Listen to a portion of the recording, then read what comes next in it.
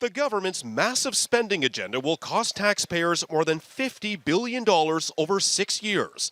There'll be a slight increase to CPP premiums, but families with children will get tax-free money every month.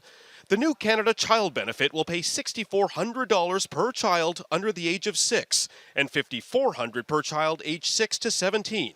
The first round of checks expected this summer. But gone are the former Conservative government's boutique tax cuts, income splitting for couples with children, the fitness tax credit, and the arts tax credit, all eliminated.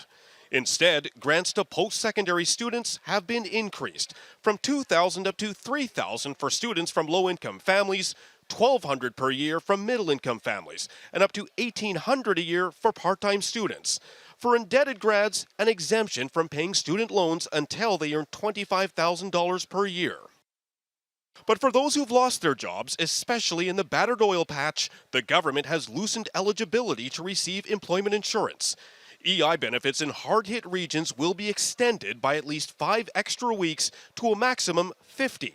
An additional 20 weeks of EI benefits to long-tenured workers, and waiting periods will be reduced from 2 weeks to 1.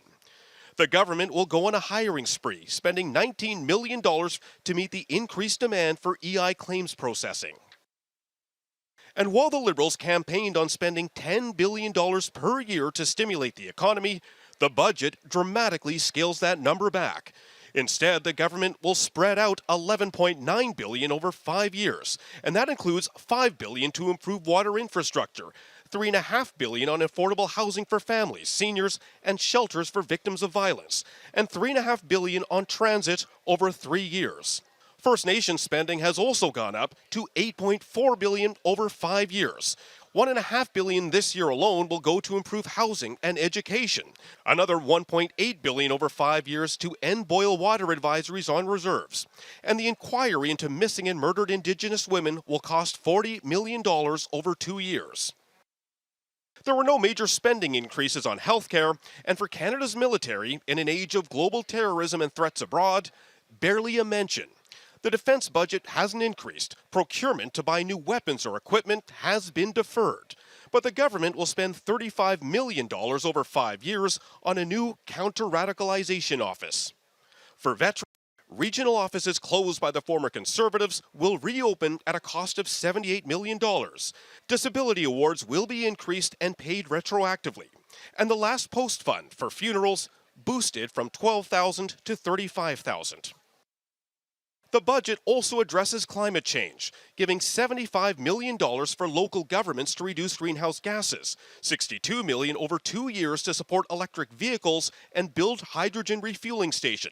And there'll be free admission to national parks, which will cost the Treasury $83 million over 5 years. But to pay for it all, Ottawa is going deep into the red.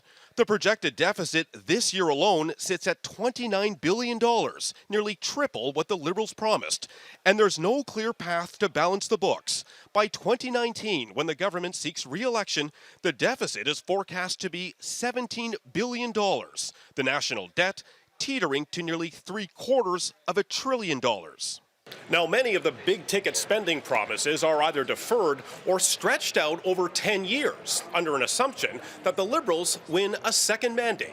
In fact, its much-heralded small business tax cut isn't included here, but the selling begins, and the government's sunny ways will now be under harsh scrutiny.